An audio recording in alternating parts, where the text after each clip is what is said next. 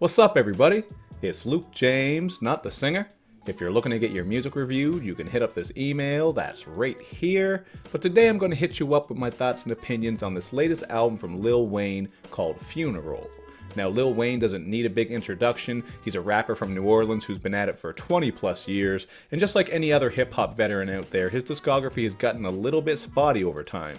Personally, I think he peaked around Carter 2, Carter 3. I think those are his two most cohesive projects, although he does have some other ones out there that I like. And whenever you discuss Wayne's music, at least whenever I discuss Wayne's music, I find there are a couple of things that usually cause people to get into some heated discussions and have some debate. Most notably his croaky, sometimes screechy vocals, his usage of auto-tune, and also the fact that he's ultimately been rapping about nothing over the past decade or so. He does have his moments here and there. Of course, I'm not trying to suggest that Lil Wayne is known for being a conscious rapper and going deep, but it's just that after all this time, it really would be nice if he would go with a more cohesive project, maybe get a bit more personal and rap about something, man. Just go a little bit deeper, because at this point, it's kind of like when you run into an old friend that you know from high school, at least if you're my age, like 35, maybe some of you are young, you'll understand when you get older.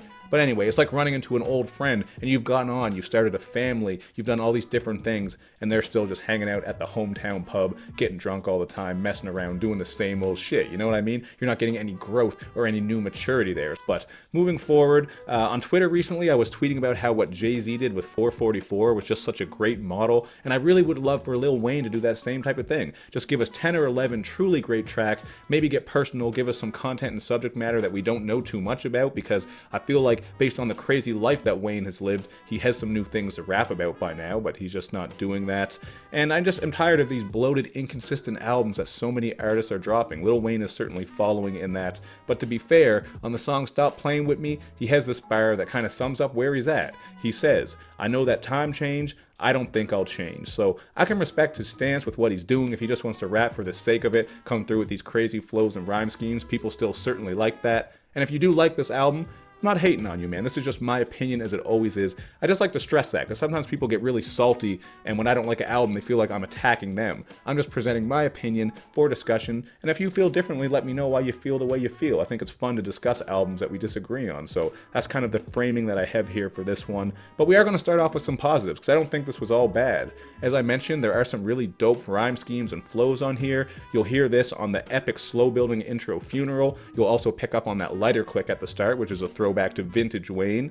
Then you have the piano banger, Piano Trap, and vocal chop joint Mahogany. Both of these are produced by Cash Money legend Manny Fresh, so it was nice to see him working with Wayne once again. And even on the skittish banger Mamma Mia, you're going to get some crazy flows, styles, and cadences. So I certainly do appreciate that, but as the album goes on and on and on and on, it really does seem like Wayne is ultimately rapping about nothing a lot of the time. There are some gibberish bars, he just doesn't seem overly focused, and it feels like a lot of rhymes for the sake of it. Once again, just to be clear, I'm not suggesting that Lil Wayne has always been this lyrical mastermind in regards to being a conscious rapper and going deep, but god damn it, man, after listening to him for 20 plus years, I would really like for him just to take that next step and do something a little different. So again, I think we'll have a bit of a divisive project here where the Wayne fans, like the hardcore Wayne fans, are probably happy with this because he is doing what he has been doing for the past little while.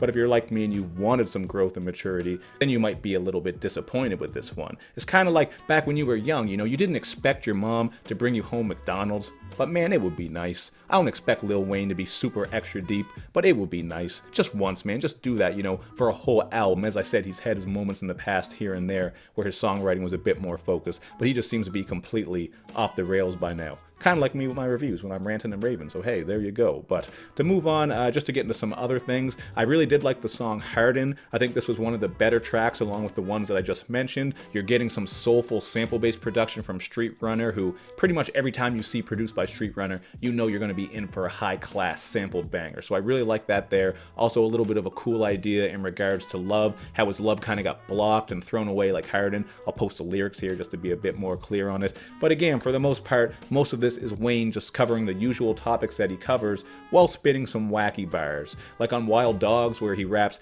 "Bitch, I'm a dog, I turned to a werewolf, got Siri fucking Alexa."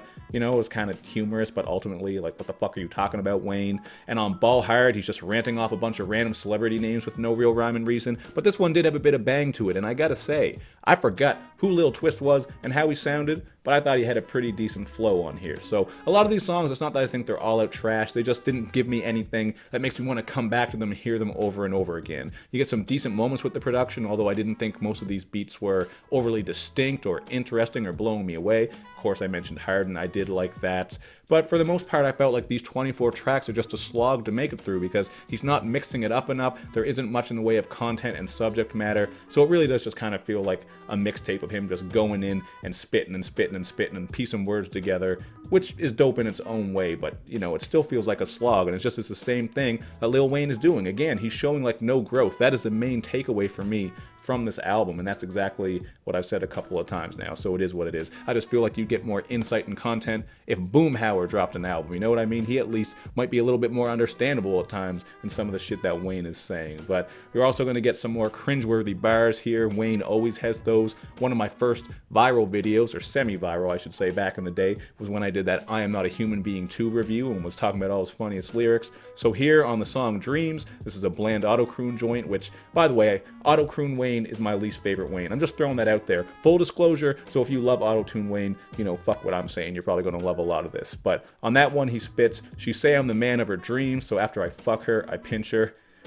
And of course, on the previously mentioned Mamma Mia, he spits what might be one of the most disturbing bars I've heard in quite a while, as he says, "Titty fuck your baby mama, she breastfeed your child while I do it, I'm stupid."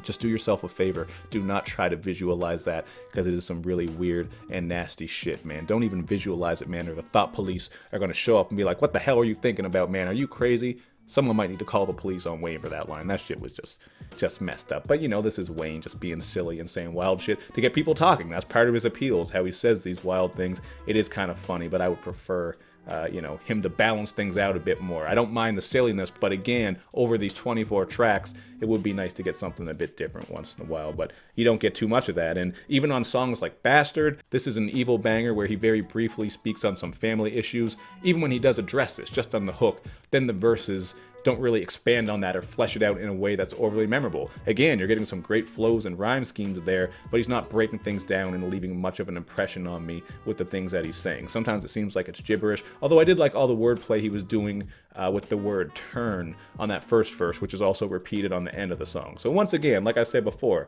I did kind of like this song. It's okay. I'm not saying it's all out trash, but it just kind of felt like a missed opportunity for him to maybe expand more and go deeper. But you do have some tracks on here that I thought were just plain bad. You got Nevermind. This is just cheesy guitar Wayne. I think you got to be a diehard Wayne fan to like that one. That to me was one of the worst songs. You got Clap For 'Em. This is just a redundant New Orleans bounce track where you're obviously going to get some pretty bad lines about ass shaking and stuff like that. He says, "One cheek at a time, girl, you asinine." Then there's Trust Nobody. This is an insipid radio-ready track with Adam Levine. This shit just sounded like he was taking some notes from the Eminem Revival Handbook. I could have done without that song. And then with Get Out of My Head, this song is sloppier than a Japanese bukkake flick, man. You got XXXTentacion, posthumous verses on here, and screaming and yelling and shouting. Get a bit of auto-crooning, Wayne rapping. Everything just kind of felt mushed together here. The verses were quite repetitive as well. I thought this song was terrible and one of the worst things I've heard. Although I did kind of like that horror movie feel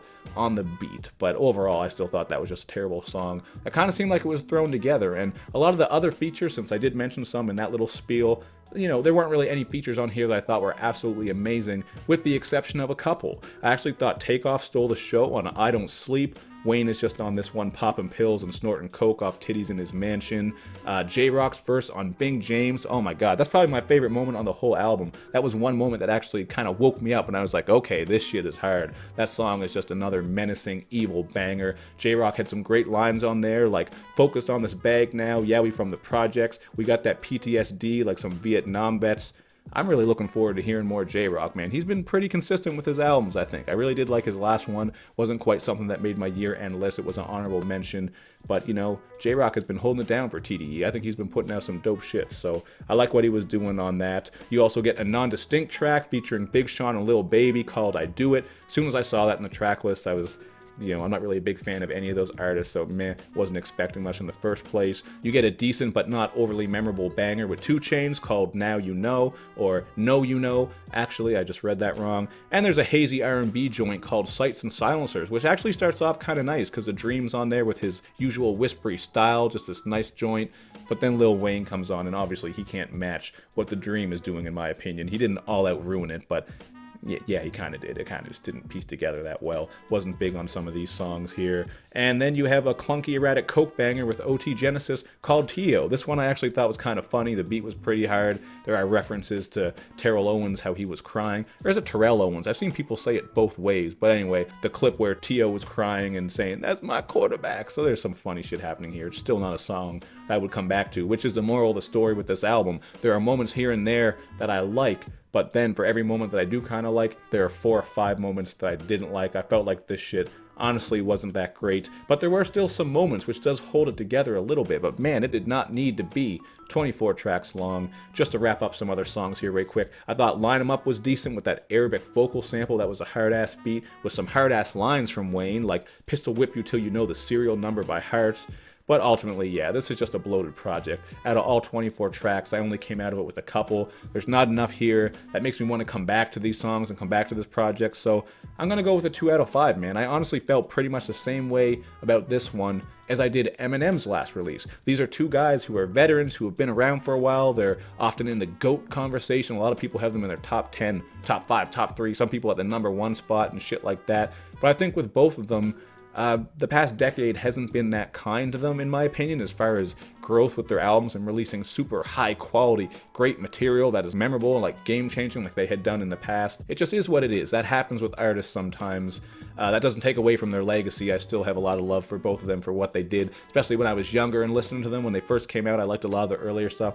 Just, I don't know, man. I'm not getting what I would like to hear from them at this point, but I'm one person, so fuck me. They're still doing crazy sales. The fans seem to be happy for the most part. But it is what it is, man. I just think if Wayne and Eminem, just to throw him in there as well, if we're going to talk about them being the GOATs, I would like, just for a recent project to be incredibly dope, like Jay-Z with 444, man. And for him to come back and drop that was some crazy shit. Like, just to have a little bit more consistency, or drop something, maybe go out on a high note, or just drop something that is undeniable. Whereas with some of these albums, you get a lot of questions from people, a lot of people wondering if this is affecting their legacy at all, or, just making their discography kind of sloppy and stagnant and all these other things. But I'm just rambling like I did for most of this review. That's how it is when you're reviewing these long albums, because you kind of got to approach them like that. They're a long, rambling album, so you get a long, rambling review. It is what it is. But hit me up with your opinions down below. I always want to know how you guys feel. If I missed something, of course, we can have that discussion down below. There's also a little bit here.